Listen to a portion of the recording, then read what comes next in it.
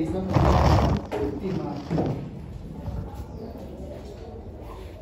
en el último tramo del curso. Tenemos 4 sesiones más. Ahora vamos a ver desarrollo del sistema nervioso central, cráneo y también lo que es la facies, la cara y el desarrollo del cuello.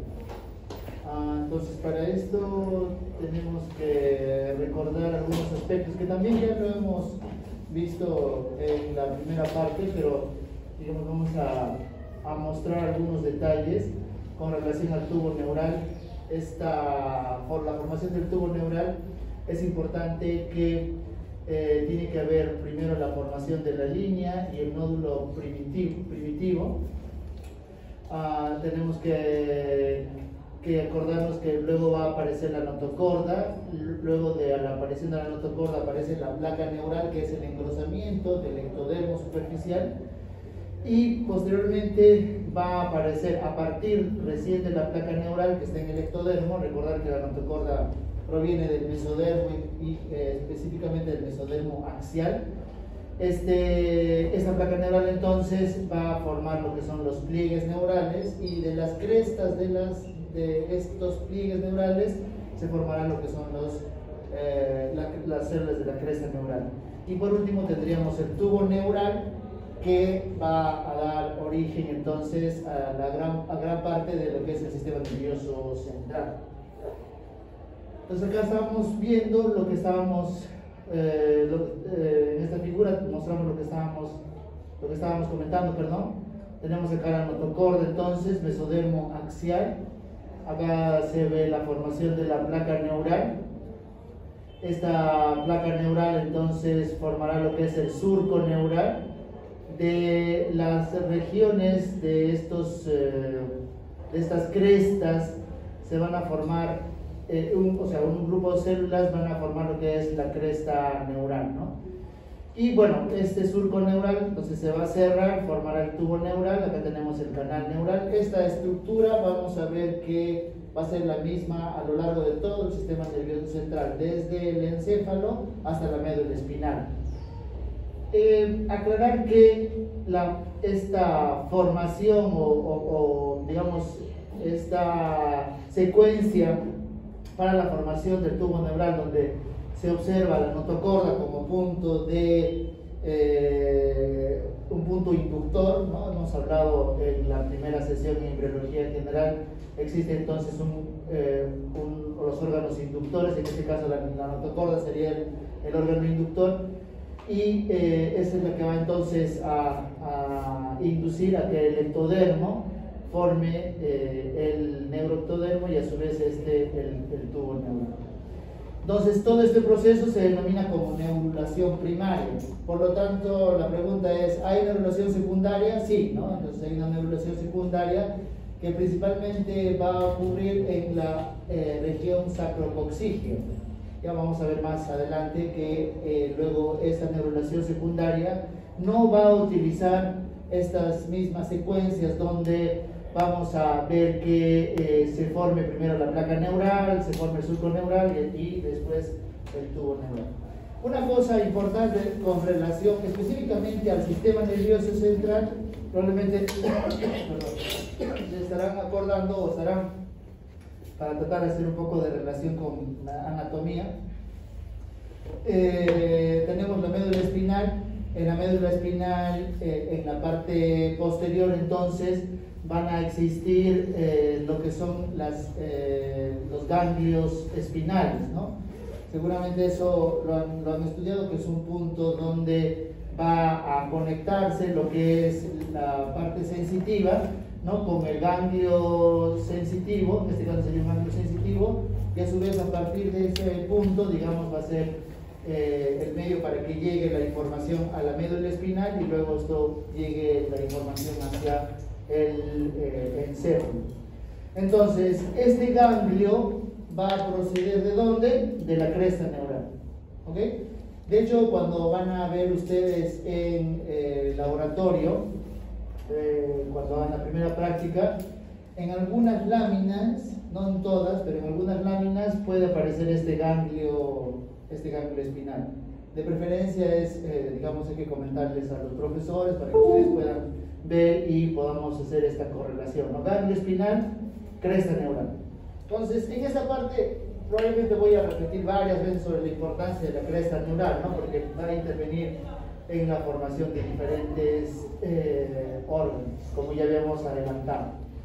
Ahora, este cierre del tubo neural, es decir, este cierre del tubo neural va a ocurrir en distintos, o sea, el cierre va a ser en distintos puntos, como si fuera un cierre, ¿no? Como si fuera una cremallera.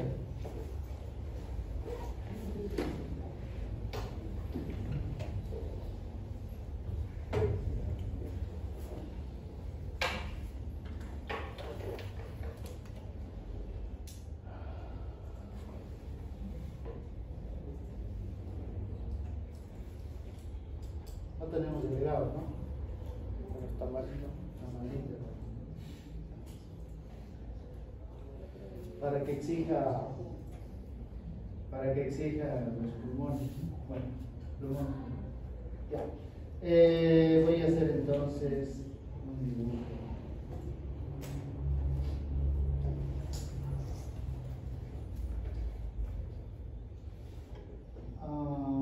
Van a disculpar, me parece un electrocardiograma.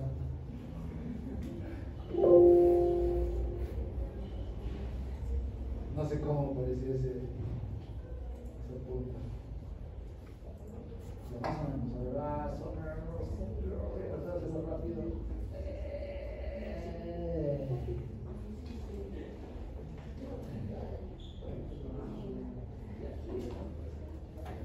Entonces, este es el perfil de un embrión.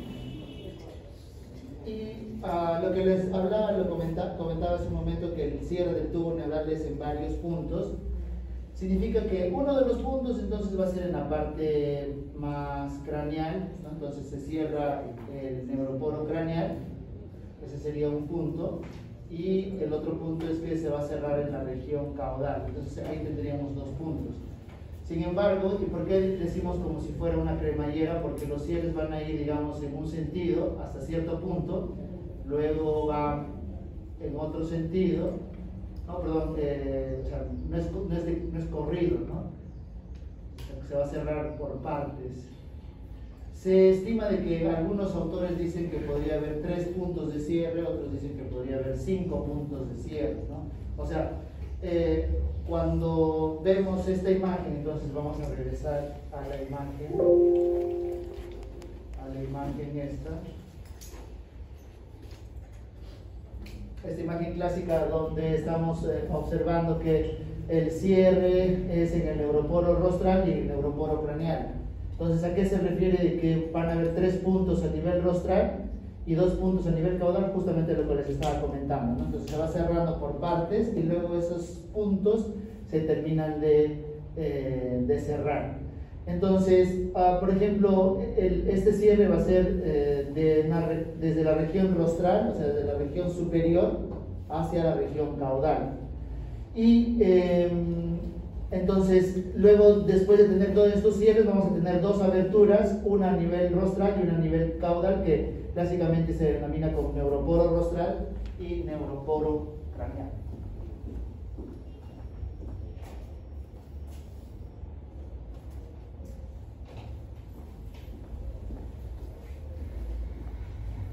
Luego vemos que se tiene lo que es la neurulación secundaria. En esta neurulación secundaria, como estábamos comentando hace un momento, ya adelantando, la formación del tubo neural es a través de otro proceso que se llama neurulación secundaria, donde, como ustedes ven, digamos, al final tenemos también el tubo neural, ¿cierto?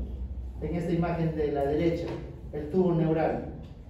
Pero acá, en este caso, no se está formando primero la placa neural, no se forma el surco neural y no se forma luego el tubo neural, ¿no? Sino desde la parte interna se va organizando un grupo de células, ¿no? Se van condensando.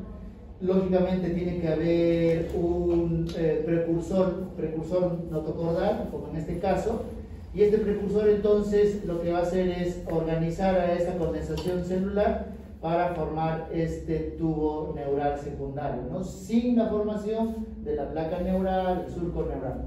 Entonces, luego estos dos tubos de la región sacrococcígea se va a unir con el tubo de la neurulación primaria para ya formar todo lo que es el sistema nervioso central. Entonces, al inicio, en las primeras semanas, entre la cuarta y quinta semana, vamos a ver que el tubo, ese tubo neural, tiene esta forma, ¿ok?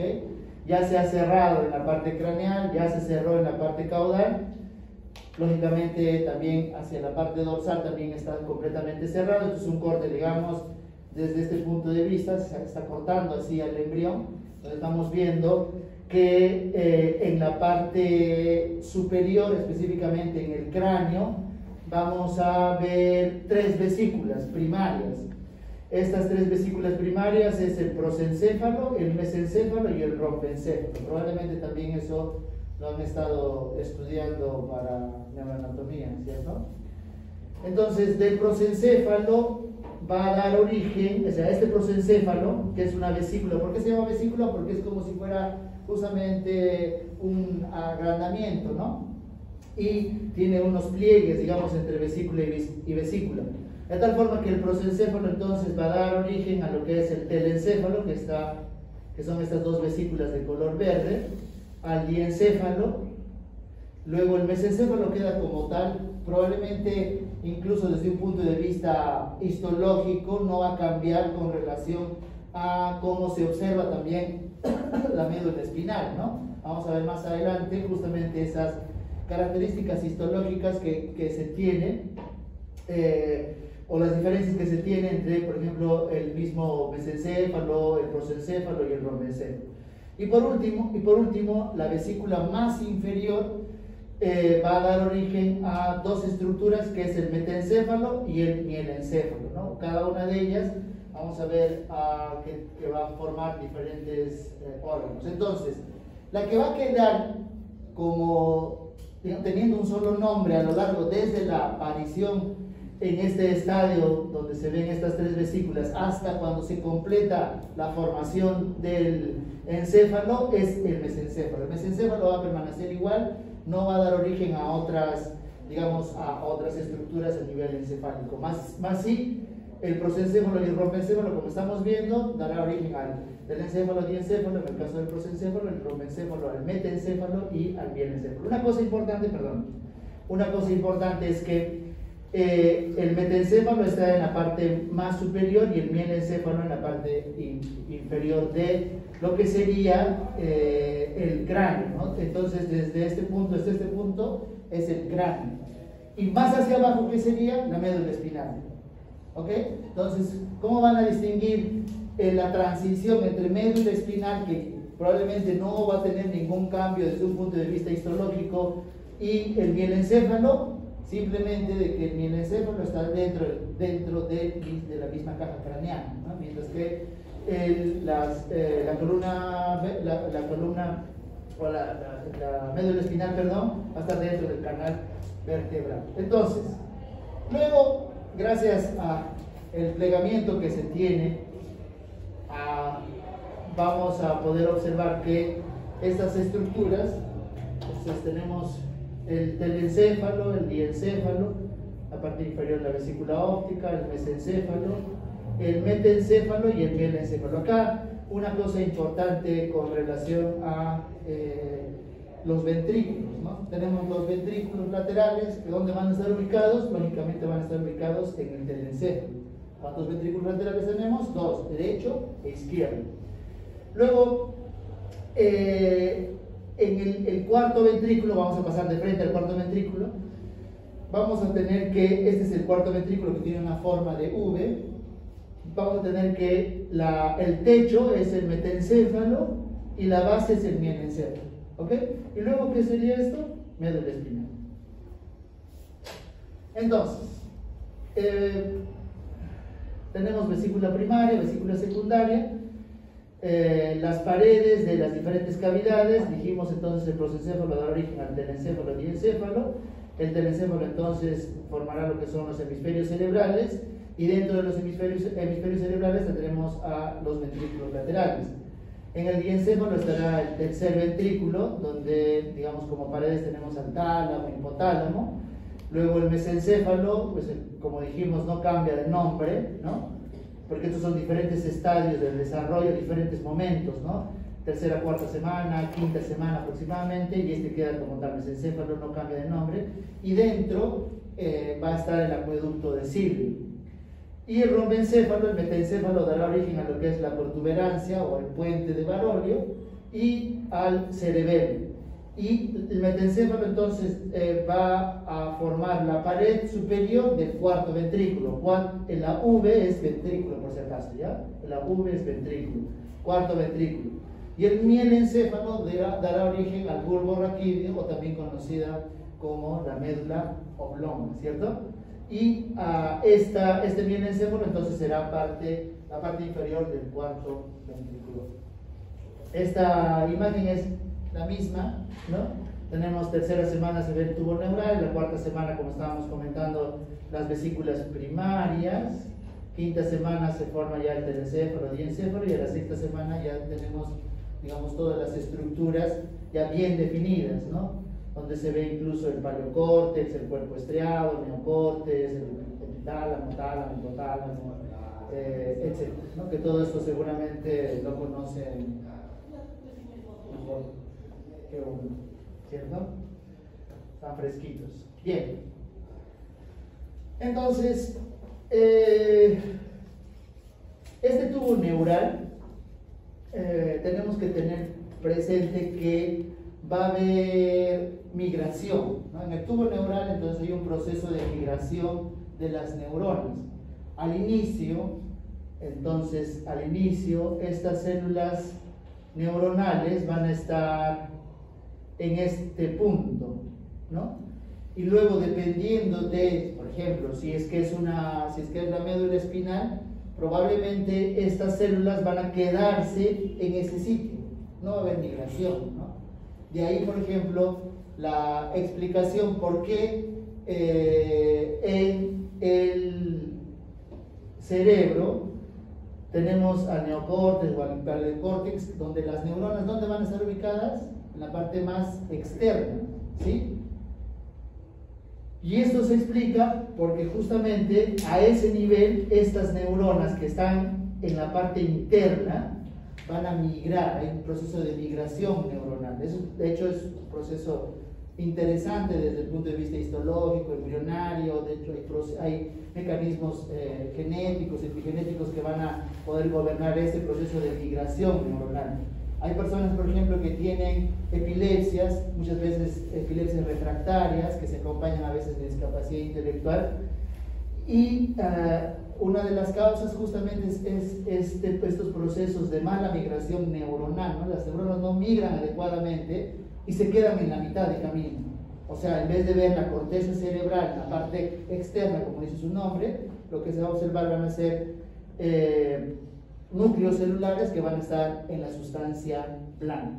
¿Okay? Por eso ahí tenemos que hacer esta correlación desde un punto de vista embrionario. Entonces, tenemos las células ectodermales, o neuroepitelio, que serían estas. En esta parte hay una división celular mitótica, lógicamente. En esta capa germinal también se llama la zona ventricular. Y las células que van a experimentar diferenciación forman la capa, lo que sería la capa del manto, que está más externamente. Y aquellos ubicados en la parte externa del tubo neural se llamará la capa marginal, ¿no? Tenemos esta sería la capa marginal. En algunos textos, y de hecho incluso en Carlson y también en el texto del alma, van a denominar, por ejemplo, a las neuronas inmaduras, en realidad son neuronas inmaduras, como neuroblastos. En realidad ese no sería el término desde el punto de vista histológico, sino es una neurona inmadura. Entonces acá estamos viendo esas neuronas inmaduras van a dar origen, por ejemplo, a neuronas centrales sensoriales, a neuronas motoras, ¿no? Dependiendo de si es que, por ejemplo, estamos en la médula espinal, probablemente se quede en este segmento, no migren más allá. Luego tenemos, desde esta capa, per se, va a dar origen a lo que son los oligodendrocitos, ¿no? A los mismos espongioblastos, y estas, por ejemplo, espongioblastos relacionados a una relación con los vasos sanguíneos. Y como les decía, entonces, la organización funcional del tubo neural tenemos, desde un punto de vista embrionario, la capa germinal, la que estará dando origen, se va a estar en un proceso de mitosis constante. Luego tenemos la capa del manto y la capa marginal.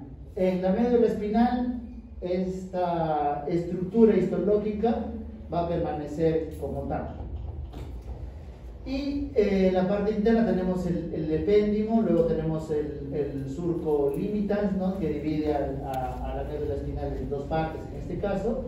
Y como si es que nos pasamos definitivamente, o mejor dicho, hacia la médula espinal, lo que vamos a ver es sustancia gris, ¿no? Y sustancia blanca, ¿no? Sustancia blanca. Y la parte más interna, lo que es el epéndimo.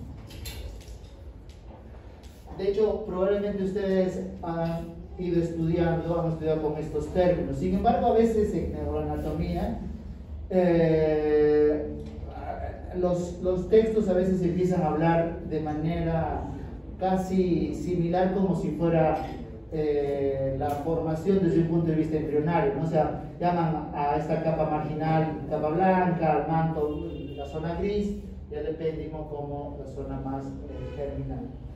Entonces, recordando solamente algunos aspectos, tenemos, esta sería la región más dorsal, ¿no? La parte dorsal de la médula espinal. Entonces acá tenemos una columna dorsal gris, la columna dorsal anterior. La parte anterior entonces está relacionada ¿a qué? A la función motora, ¿no? Nos vamos a acordar de la función motora, y la parte posterior a la función sensitiva.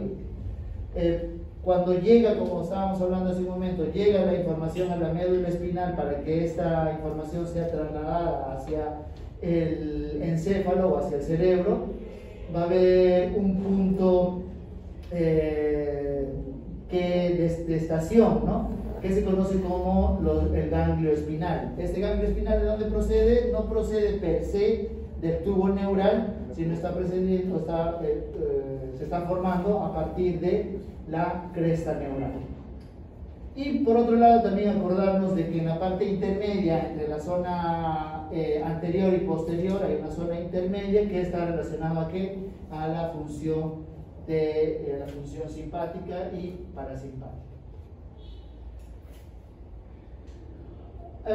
Acá entonces vamos a ver las tres capas que habíamos comentado: la germinal, la del manto, ¿no? La zona marginal.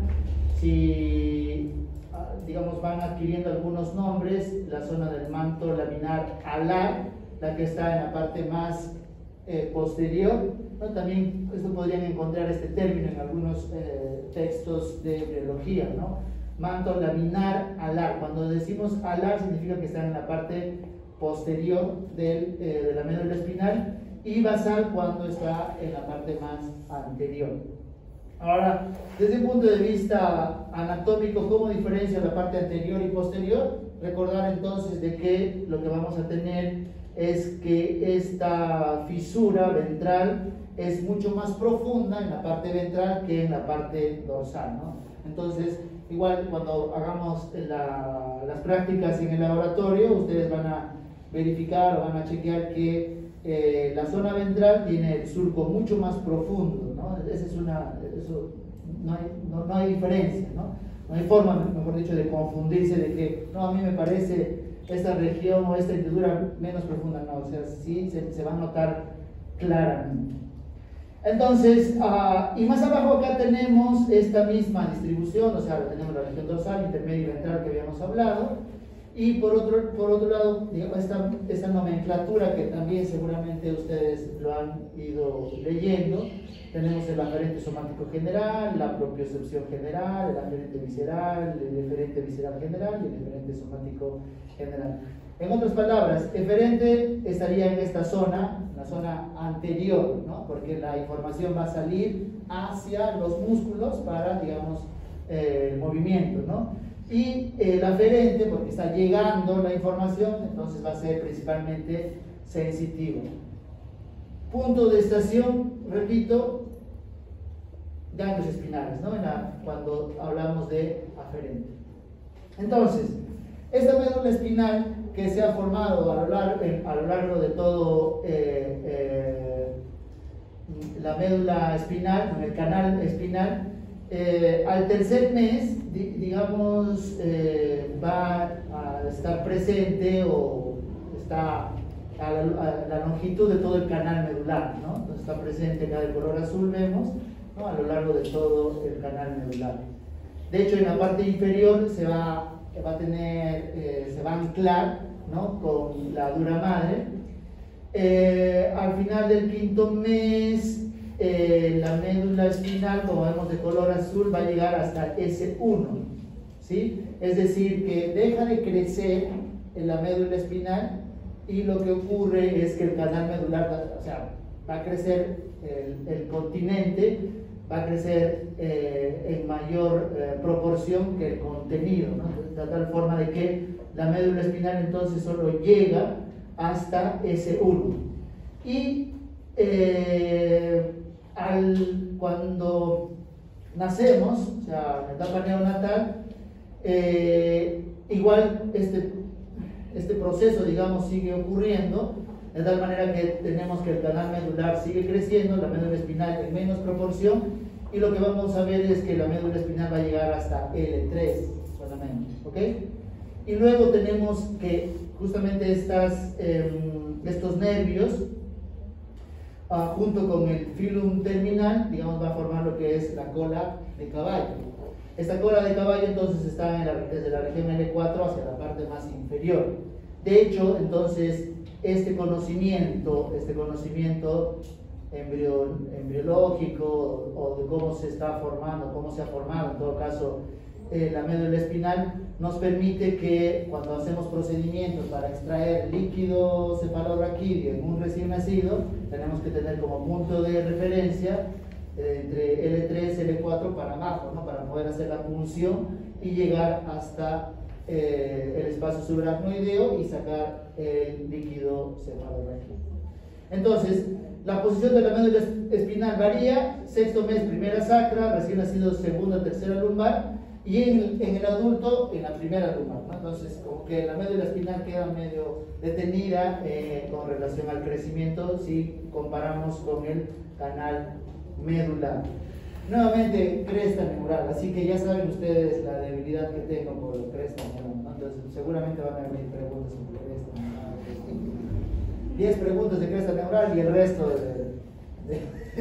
no sé, mesodermo, el tubo digestivo, ¿no? Porque acá nuevamente cresta neural, un poco para ir fijando, es el ganglio primordial. De hecho, miren cómo se va formando, como si fuera una placa al inicio. Perdón, claro, acá está la cresta neural, ¿no? Primero acá tenemos la cresta neural, luego se separa. Acuérdense que se va a separar del tubo neural.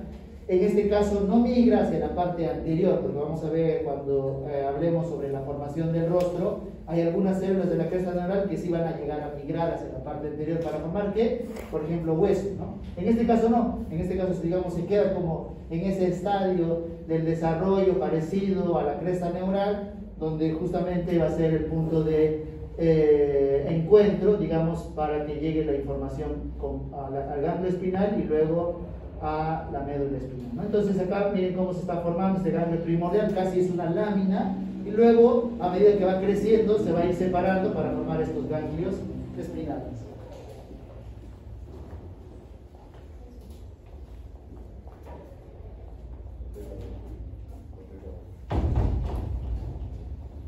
¿Mañana de qué tienen examen?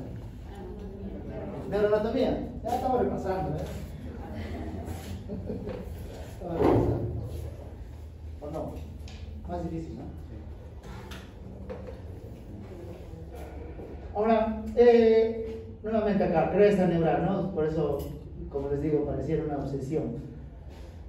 Tenemos entonces la contribución de la cresta neural al desarrollo de las neuronas eferentes viscerales y, o sea, no solamente van a formar estas células de ganglio espinal que llegan a esta región, en la región posterior de la médula espinal, sino, por ejemplo, también al ganglio simpático del tronco, ¿no? En la parte en la región torácica. Luego en la región abdominal tenemos al ganglio del plexo autonómico abdominal, ¿no?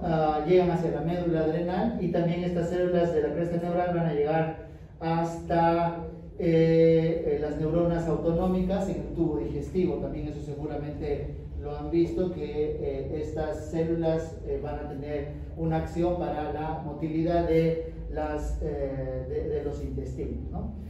Nuevamente acá lo mismo, con la misma idea, tenemos el ganglio espinal directamente relacionado principalmente a la región, a lo que es la sensibilidad. Luego el ganglio simpático, el ganglio abdominal autónomo, en la médula, en la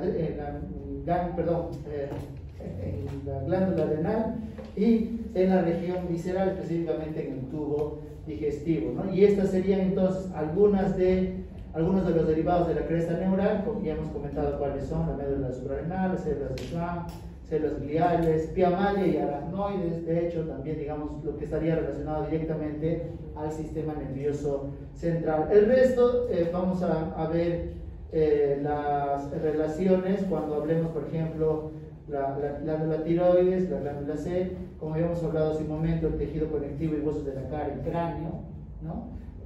Los melanocitos, el tabique, el tronco conal del corazón, los odontoblastos también, y la dermis de la cara y del cuello. Entonces, ahora vamos a subir un poquito, o vamos a subir hacia el mielencéfalo, ¿no? O sea, ¿qué va a formar el mielencéfalo? Hemos dicho que va a formar la médula oblonga, ¿no?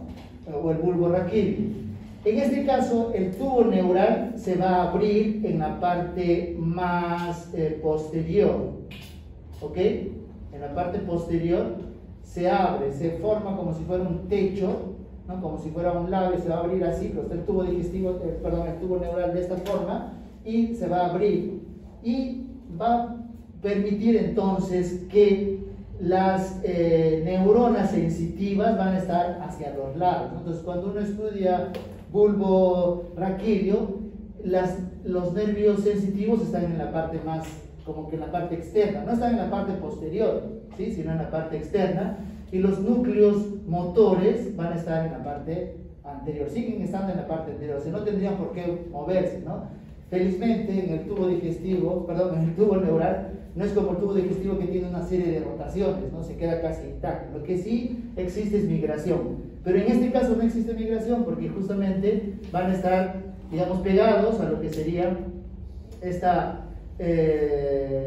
lo que estaría relacionado a líquidos, pegados a donde está el líquido cefalorraquídeo, ¿no? Entonces, como dice acá, sus paredes laterales están evertidas. Y en el metaencéfalo sí, digamos, va a existir este proceso de migración. ¿Por qué? Porque hemos dicho que el metaencéfalo, ¿a qué va a dar origen? Hemos comentado de que va a dar origen a la protuberancia, ¿no? Que tendríamos acá. Y en la protuberancia también no va a haber, digamos, las células van a estar casi inmovilizadas, ¿no? De tal manera que vamos a tener en la parte casi anterior lo que son núcleos motores y hacia los lados lo que son núcleos sensitivos, ¿sí? Pero en la parte más posterior vamos a ver que algunas células van a tener este proceso de migración y esa migración entonces va a formar lo que son las células de Purkinje, las células granulares, etcétera, todo lo que son células relacionadas al cerebelo. ¿Y justamente para qué? Para que se forme esa corteza cerebelar, ¿no? A diferencia, como estábamos hablando, del puente. Entonces acá tenemos la formación. Primero vamos a ver lo que se denomina el labio rómbico. Este labio rómbico es el que dará origen al final al cerebelo, ¿no? Entonces miren cómo se va desarrollando el cerebelo, va a ir aumentando de tamaño. Y entonces tenemos la placa basal y alar formarán lo que es el cerebelo, coordinación de la posición y el movimiento. Es importante, digamos, para no solamente coordinar, sino también para, digamos, ayudar al mismo movimiento. Y tenemos a la protuberancia o el puente con sus núcleos pontinos que decíamos hace un momento, están en esta región, ¿no? Entonces, de hecho, entonces el puente de Barolio o la protuberancia está relacionada directamente con qué estructura, con el cerebelo, ¿no? Y esto porque su relación es, o el origen es el mismo, ¿no? El metencéfalo. Acá, en esta imagen igual estamos observando el desarrollo en la parte anterior tenemos el mesencéfalo, acá tendríamos el metencéfalo, tenemos esta capa del manto que a medida que va pasando el tiempo va a haber migración, ¿no? Migra hacia la parte posterior del puente para formar estas células que habíamos hablado, son células de Purkinje, células granulares, etc. Y al final tenemos la formación de nuestro cerebelo, ¿no? Donde en la parte externa entonces está estas células o las neuronas. En el mesencéfalo es muy parecido entonces a la médula espinal, con relación específicamente a la ubicación de los núcleos, ¿no? Tenemos entonces nuevamente en la parte anterior, son células que principalmente relacionadas a lo que es el movimiento, y en la parte posterior, en la parte alar, a lo que son relacionadas a la parte sensitiva, ¿no? Entonces, en la placa basal, o sea, acá tenemos los dos núcleos motores, y en la placa alar, los colículos, tenemos lo que está relacionado a la parte visual, y en la parte posterior a el sistema auditivo. Luego vemos el diencéfalo, que en la parte que se llama la placa del techo vamos a observar lo que es el plexo coroideo, y en la parte caudal lo que es la epífisis o la glándula pineal. Y las dos placas alares darán origen al tálamo y al hipotálamo, ¿no? Que tienen principalmente funciones viscerales. Acá entonces tenemos el plexo coroideo, tenemos el hipotálamo, los ventrículos laterales, el cuerpo estriado, el hipotálamo en la parte inferior, el tercer ventrículo, y bueno, como dijimos, los plexos coroideos. Telencéfalo entonces en el hemisferio es, digamos, relativamente algo más fácil desde un punto de vista embrionario. Acá tenemos nuevamente el ventrículos laterales, ¿no?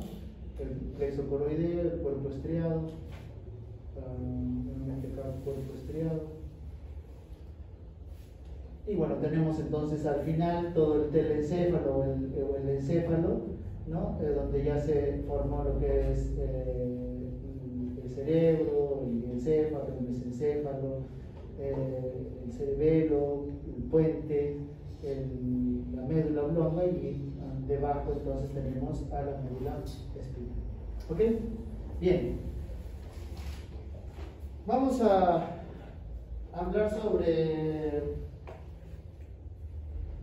hablar brevemente sobre algunos mecanismos moleculares relacionados a la formación del sistema nervioso central.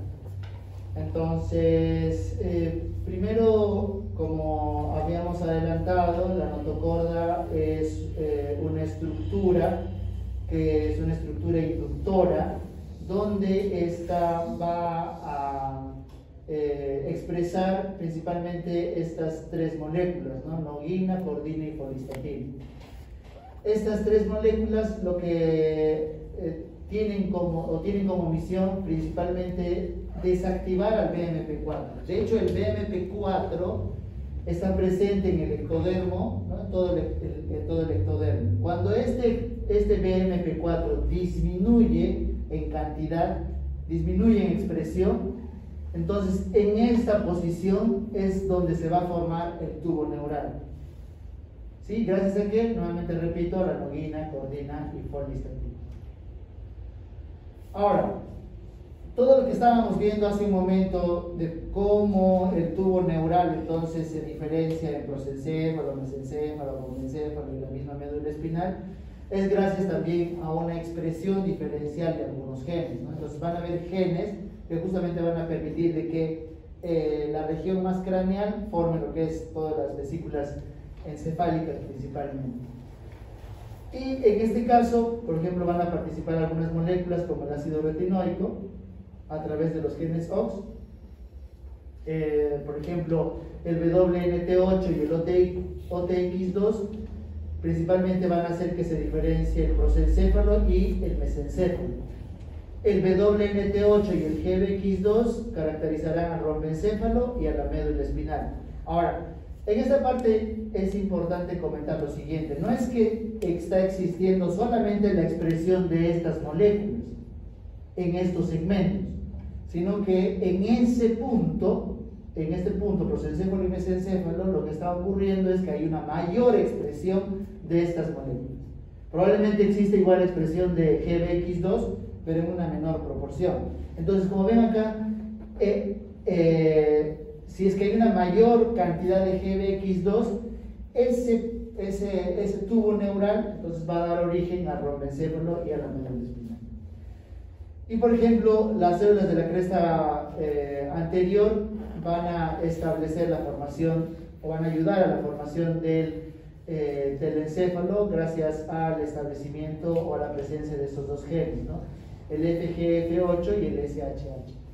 Entonces, de hecho, cuando existen variantes en este gen SHH, hemos hablado en una sesión, la primera sesión me parece, cuando hay variantes en este gen que va a producir una anomalía congénita que se denomina holoprosencefalia. ¿Sí? Esa holoprosencefalia, entonces vamos a tener que los dos ventrículos laterales están pegados, es decir, hay un solo ventrículo lateral, no hay izquierdo y derecho. Y por ejemplo, para que se forme los hemisferios cerebrales, tenemos esta molécula, el FOXG1, que va a permitir justamente la formación de estas estructuras. Ahora, hemos hablado hace un momento que la región más anterior está relacionada ¿a qué? A la motricidad, ¿no? En la parte posterior a la sensibilidad. Entonces, ¿cómo, digamos, cómo van a conocer estas neuronas y van a decir yo tengo esta función de función motor o función sensitiva? Justamente esta diferenciación es gracias a la expresión también de algunos genes. Nuevamente acá participa la notocorda, pero en este caso la notocorda ya no va a secretar noguina, folistatina y cordina, sino va a secretar SHH o Sonic Hedgehog. Entonces este Sonic Hedgehog, va a hacer que esta región esté relacionada más a la función motor, ¿no? Y no es que solamente va a funcionar en este nivel, sino que la concentración de las moléculas va a ser mayor en este punto. La lógica, ¿no? Si acá está habiendo secreción, solamente va a llegar hasta cierto punto, ¿no? ¿Y qué es lo que va a provocar el SHH? Lo que va a provocar el SHH principalmente es que se inhiba estas dos moléculas, el PAX3 y el PAX7. Este PAX3 y PAX7 entonces están relacionados ¿a qué? A que este segmento o esas neuronas que tienen mayor expresión de PAX3 y PAX7 formen lo que son las neuronas sensitivas. ¿Ok? Y en la parte intermedia van a expresarse otras moléculas como el NKX2.2 o el PAX6 o el NKX6.1, ¿no? Lo mismo, la misma idea, ¿no? Digamos, con un gráfico, este es un gráfico hecho por uno, esto lo hemos copiado del texto de Lachman, ¿no? Y este del Carlson, de la edición anterior. Igual, ¿no? SHH, ¿no? Mayor expresión PAX3, PAX7 en la región más posterior o en la placa del pecho. Si queremos hablar, digamos, con términos embrionarios, hemos dicho que la parte más posterior se denomina placa del pecho y esta sería la placa del suelo o placa basal, ¿no? Y en la parte intermedia, PAX3, PAX7, en este caso incluso agregan MSX1 y MSX2, ¿no? Como les estaba comentando, en esta zona hay una menor expresión de BMP4 y BMP7, gracias a que la notocorda va a secretar entonces, por ejemplo, en este caso vemos SHH para que, o noguina, cordina y colistatina, para que se disminuya la cantidad de estas moléculas y esta estructura forma lo que es la placa neural y el tubo neural a su vez, ¿no? Hay otras moléculas como el SLUG. Este SLUG está relacionado a que este conjunto celular forme lo que es la cresta neural. Entonces acá vemos que el BMP4 induce una cascada de proteínas relacionadas a lo que es el factor transformante de crecimiento. El BMP5, BMP7, la activina y la dorsalina establecen esa gradiente, ¿no? Entonces en la región dorsal va a haber una menor cantidad de SHH. Entonces si es que hay menor expresión de SHH, van a estar los nervios sensitivos. Si es que hay una mayor cantidad de SHH junto, por ejemplo, a otras moléculas, como estábamos comentando hace un momento, NX2.2 o 6.1, a la formación de neuronas motoras, ¿no? Bien, ahora entonces hablemos sobre los efectos del tubo neural. Antes de continuar, ¿prefieren corregir el examen o